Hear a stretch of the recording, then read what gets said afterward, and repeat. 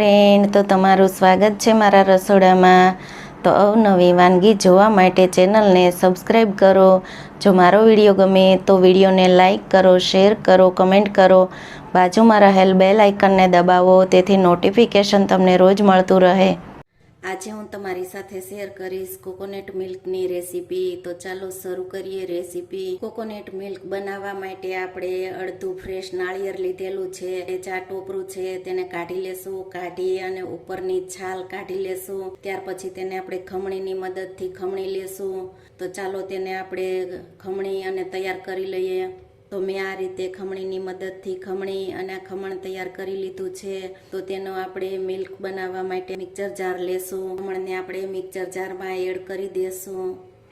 તેમાં આપણે જરૂર પ્રમાણે પાણી એડ કરશું। કપ આપણે ટોપરાનું ખમણ લીધેલું છે, 2 કપ સામું પાણી એડ કરશું। પાણી એડ કરી દેશું અને આપણે ગ્રાઇન્ડ કરી લેશું।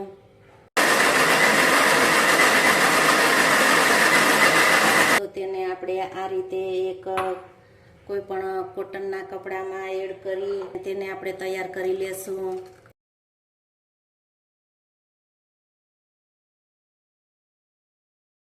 તો આને આપણે બીજી વાર ક્રશ કરી લેશું। તો આમાં થોડું પાણી એડ કરી અને આપણે બીજી વાર ક્રશ કરી અને મિલ્કને તૈયાર કરી લેશું। આ ચૂરણને આપણે 3 વખત ક્રશ કરી અને મિલ્ક તેમાંથી તૈયાર કરી શકીએ, પણ આપણે 2 જ વખત ક્રશ કરી અને મિલ્ક તૈયાર કરશું। તો આપણે દીવાર પીલી અને આપણે તૈયાર કરેલું છે જો આપણે કપડામાં એડ કરી અને તેમાંથી મિલ્ક તૈયાર કરી લેશું।